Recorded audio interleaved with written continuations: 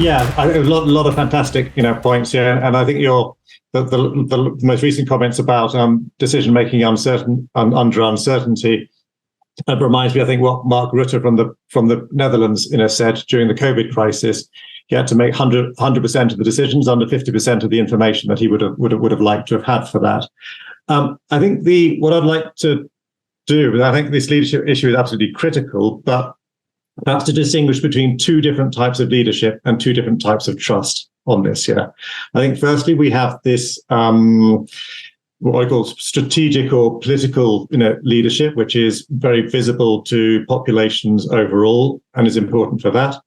And then I think and whether that be the city mayor or indeed, one level up from that, then I think there's an operational leadership in a crisis as well, which is very much about coordinating between officials and agencies with different responsibilities on this. And I think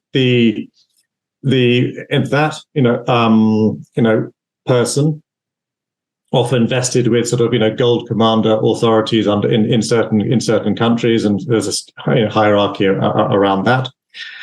I think given the fact that a lot of crises are always new crises and they never is a repeat of an old one, they need to balance some of those pre-existing institutional relationships and expectations as to how to manage a crisis with the ability to cut through that according to the precise circumstances of the new crisis that is arriving.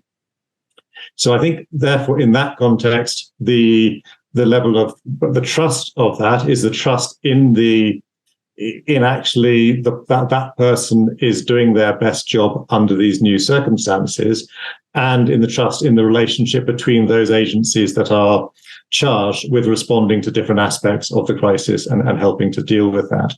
And that trust, of course, comes through knowing who your counterparts are in different organizations, possibly having done some exercises or as part of that as well.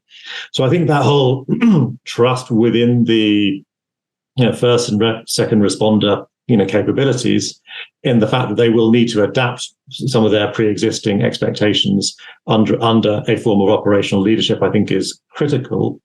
I think the second, going back to the sort of strategic leader or political leader, trust on this, that I think is vital in order to have that sense of confidence, for the community, the population, to have that confidence in what is happening on that, and that the right strategic decisions are being made overall.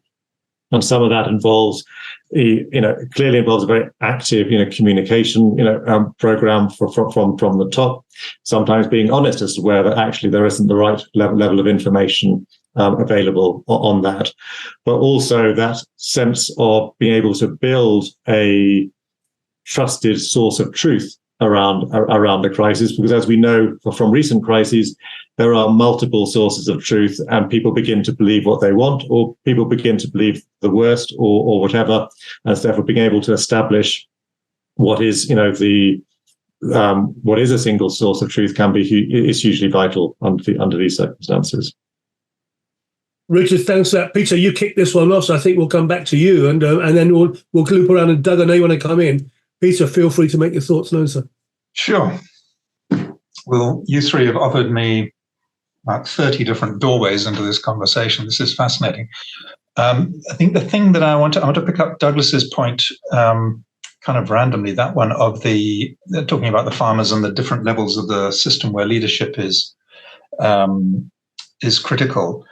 Absolutely. And one of the things that I think can be introduced to senior leadership of a large city or management or a corporation ahead of a crisis. This is what I'm sort of focusing on at the moment, is what can you do usefully before a crisis breaks? I know there's lots of things you can talk about after that moment, but since you can't train people, certainly not senior leaders, you can't train them for a specific crisis.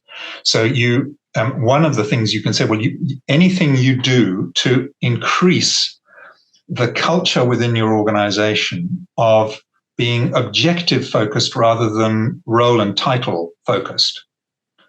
So because if you go into a crisis with people who believe that their identity is shaped by where they sit in the organogram, and they can only basically communicate like this vertically, you are hampered terribly, because you will not know what's going on in the three-dimensional chaos of the crisis. And so anything you can do to encourage lateral communication and the development of a sense of ownership in the various peripheral entities that make up the whole organism will not be wasted come the crisis.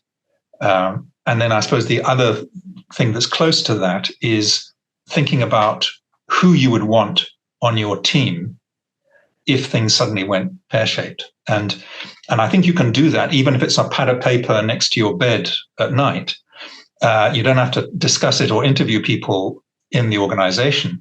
But the people that I've interviewed, both about the Cape Town drought and then later during the early months of COVID, I was interviewing 12 leaders around the world each week. And several of them were saying that it was absolutely clear that the team that sat at the pinnacle of their organization, who they were used to having to work with, a small percentage of them simply were not fit for purpose when the crisis hit for various reasons. And it became really imperative that they move them out. And some managed to do that quite elegantly. Some found it very, very difficult, and it really slowed down their capability to respond well. So if you've thought about that before and you've steeled yourself to say, when things go bad, I'm not going to hesitate to say, I want you in my office every morning. You guys, I'll report to you in the evenings, but I want you in my office and you. Do you see what I mean? It's that sort of this flexibility of lines of key communication and instruction seem to be one of the critical ingredients. Communication, I mean, whatever else then you put at the top of the list when you're putting out what we need to do is communication is always the top, isn't it? Whatever that means in whichever aspect that manifests, it's communication. Doug, let's bring you, Peter, did you want to come in, Peter, or Doug? We'll bring Doug in and then we'll go around the table. Peter, did you want to have any follow-up on that? Sorry, I wasn't sure if I interrupted you. Or do you mean Richard? No, Peter. You were done. So my point. Yeah, fine. Okay, Doug, let's bring you in. No, I'm not following up. That was just a thought. Doug. Let me entirely agree, Peter. And exactly as you say, what I'll tie it back to is that decision-making process in a crisis situation, and just really the criticality of that. But I'll tie it to what you were saying as well, Richard. It isn't just that trust in terms of the decisions made and the leaders and both at an operational or the strategic level in that kind of operational situation, but also trust in that process and trust in the decision-making process and how that's going to be unfolding. One of the critical pieces that can break down is where there is a lack of trust in that decision-making process or the overall framework that's put in place within an organization to actually be resilient and work through a crisis in a methodical and a trusted way across the different stakeholders internally or externally that need to be involved. I will use an example looking at something we all know very well, COVID, not to bring up something that has been a feature of these kind of conversations for many years now, but the ability of different organizations to form around a clear decision-making process where there's trust in that internally and then with their wider stakeholders was really a critical defining point around how effective their processes were able to be.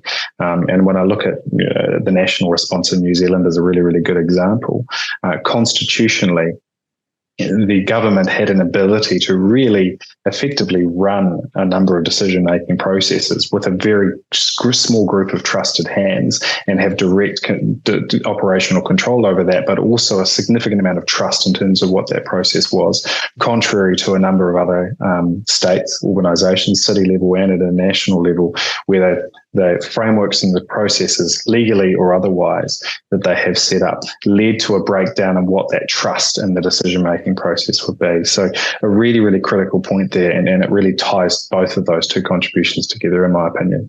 One of the other points I'll raise, and just to really kind of build on that, is the importance, as you said, Peter, of putting people first in terms of how you're defining what that maturity and that capability build needs to be around that concept of crisis management, in particular at a city, in a country or regional level.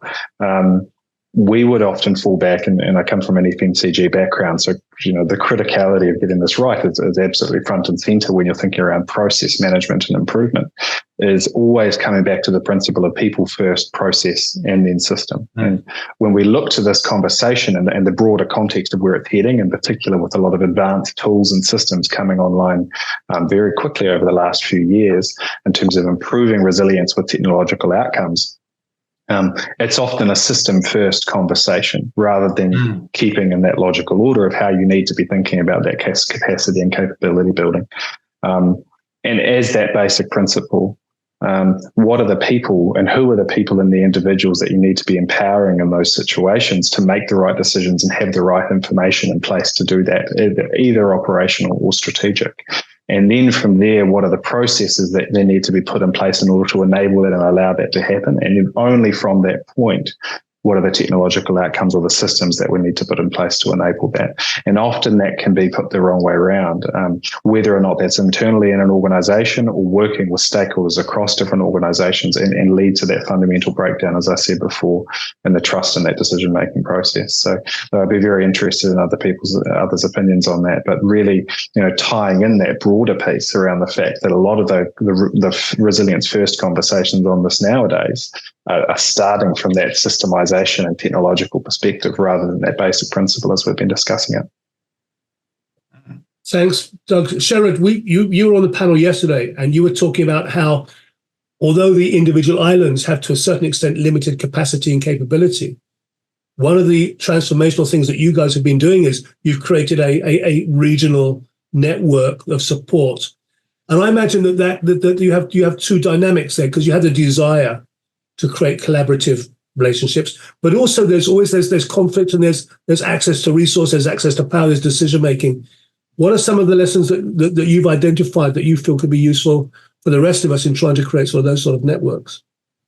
I think with the setup of the SEDEMA system, looking at how we had the 3-year system of the governing body, which is the heads of the heads of the countries that make up SEDEMA, and then you had the technical advisory committee of all the heads of the disaster offices operating with SEDEMA, and then the secretariat itself working with agencies throughout the region.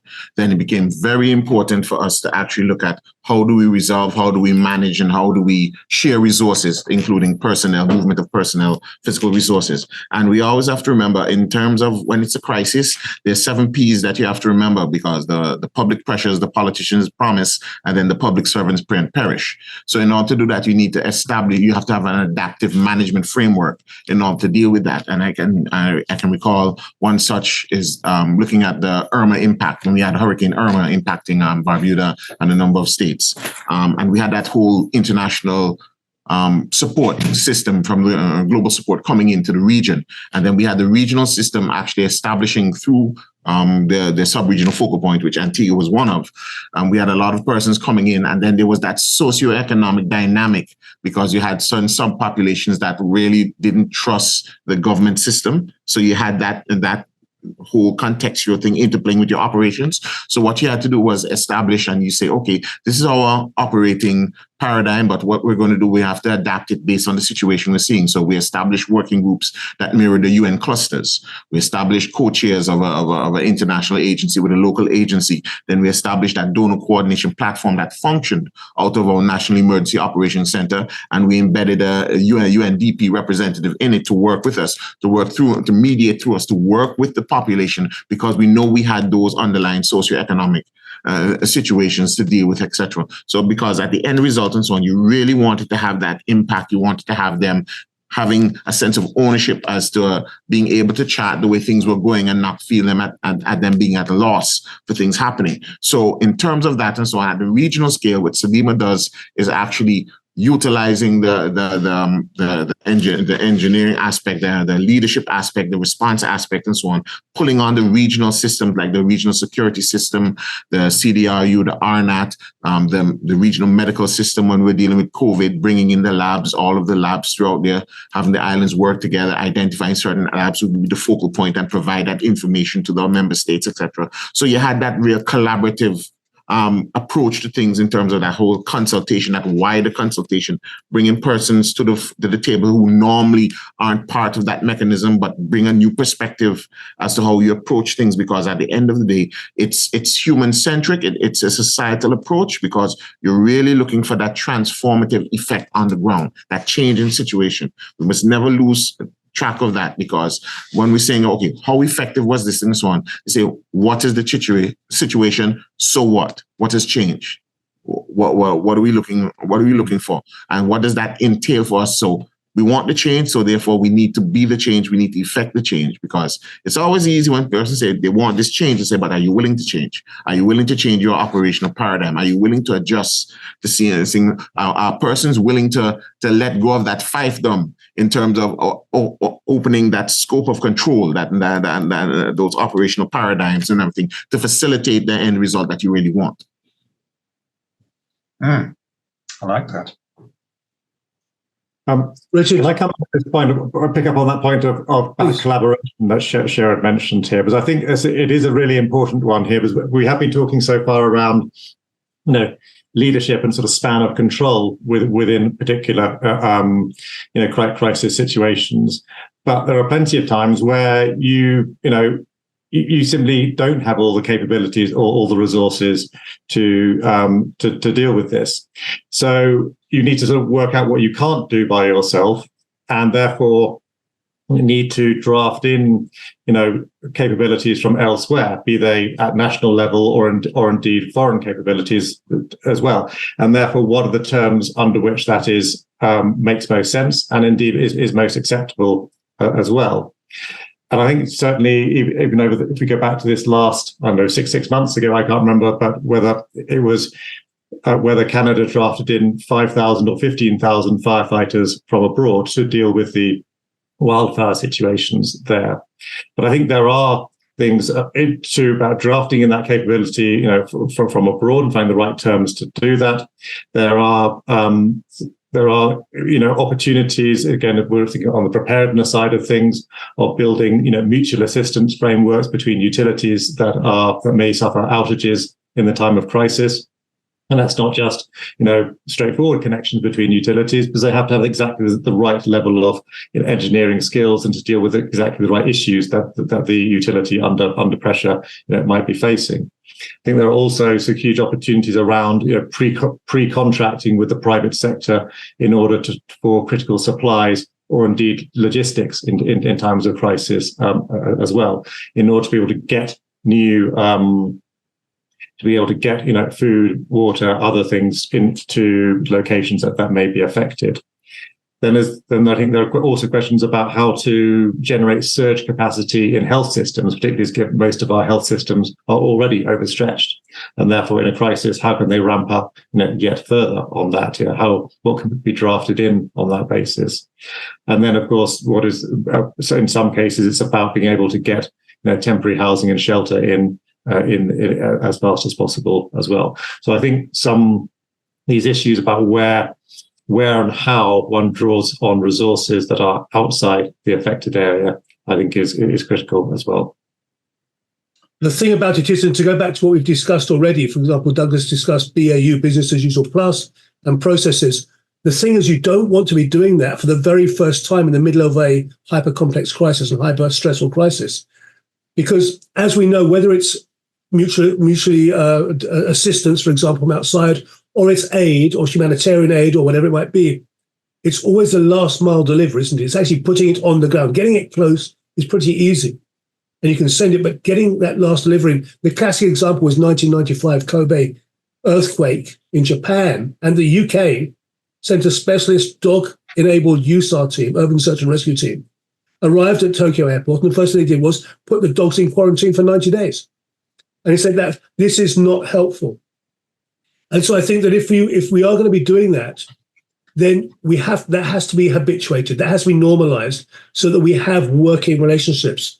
And if you look at the academic work around what happens here and command and control works very, very well if you're working with agencies that have a command and control culture and that are known to you and are basically doing their core skills. But if you take it outside of that, then it falls flat. It actually becomes a failure point because you're trying to put things together which aren't natural, and your plug doesn't hit our plug, et cetera, et cetera.